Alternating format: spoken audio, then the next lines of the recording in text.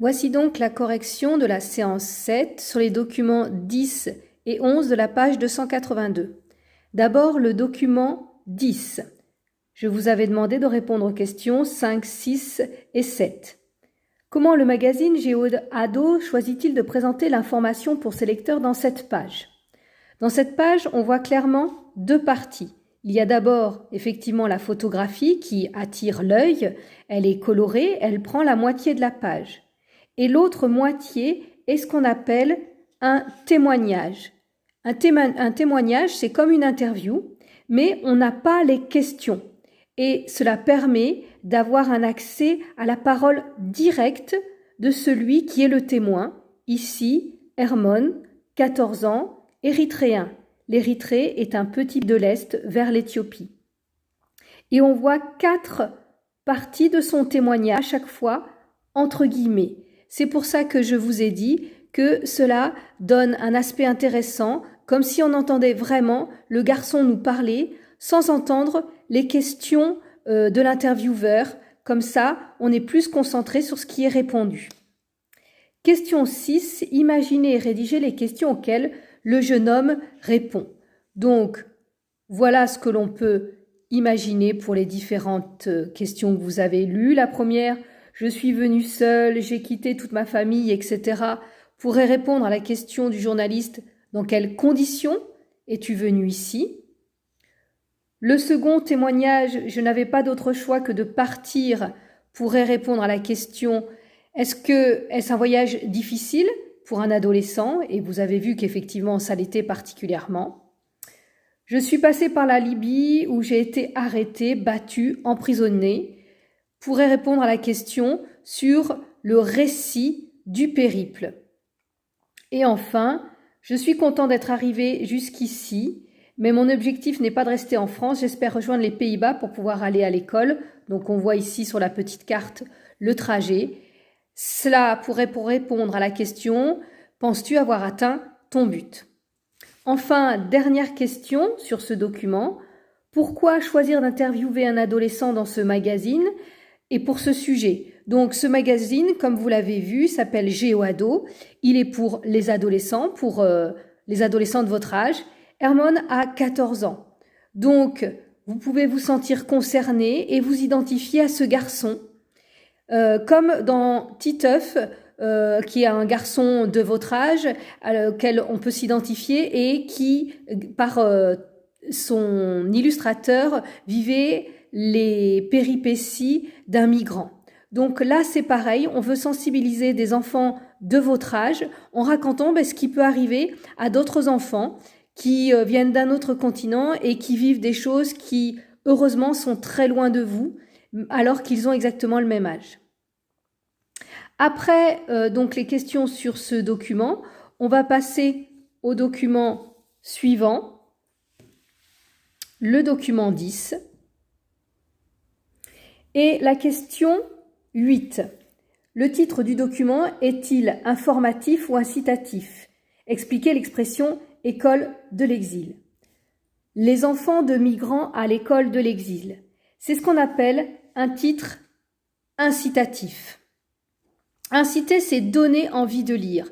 C'est vrai que quand on voit les enfants de migrants à l'école de l'exil, on a envie de lire la suite de l'article pour savoir de quoi il s'agit. L'école de l'exil, ici, c'est apprendre au sens figuré, parce qu'il n'y a pas d'école, il n'y a pas de chaise, il n'y a pas de prof, mais en fait, c'est la vie de tous les jours de ces migrants, le difficile quotidien, qui va leur permettre d'apprendre et de comprendre le monde. C'est pour ça qu'il y a comme une métaphore sur l'école de l'exil. La question suivante, la journaliste présente-t-elle une famille de migrants dans son article et est surprenant par rapport au titre? C'est vrai que dans le titre, on parle des enfants et qu'en fait, on se rend compte dans l'article, je vous rappelle, tiré du journal très sérieux Le Monde, on va parler de toute une famille. Donc, le titre met en avant le mot « enfant ». Cela va impliquer toute la famille autour et vous avez vu ce qu'on appelle une généralisation. C'est-à-dire que la journaliste va parler d'une famille précisément, mais va montrer que cette famille est un exemple, entre guillemets, et représente tout ce que peut vivre une famille de migrants qui arrive en France. Plutôt que de parler en général, de donner des chiffres, des statistiques, la journaliste va interviewer, va aller voir une famille, va l'identifier, et comme ça le lecteur va être plus intéressé par le témoignage. La question 10, relever les éléments qui permettent de présenter cette famille. Donc, on peut voir à la ligne 1 que c'est une famille composée de 4 enfants. À la ligne 7, on a les prénoms des enfants. À la ligne 13, on a leur origine. Ils ont quitté Damas depuis des mois. Et la manière dont ils sont partis, c'est-à-dire à la hâte, rapidement. À la ligne 25, on a une description physique, les jumeaux de 6 ans qui attirent tous les regards, et la fille aussi, donc avec les cheveux châtains, les yeux mordorés. Et ensuite, toute la fin de cette description va permettre de se faire une idée de cette famille. Vous voyez que le portrait de cette famille donne une image positive. Vous connaissez le mot, une image améliorative, pour en faire en fait une famille normale. Ce sont peut-être des migrants, mais il y a des enfants. Ils aiment jouer, ils aiment s'amuser, aller à la piscine, etc. Donc ce qui leur est arrivé est extraordinaire, alors que c'est une famille en fait ordinaire.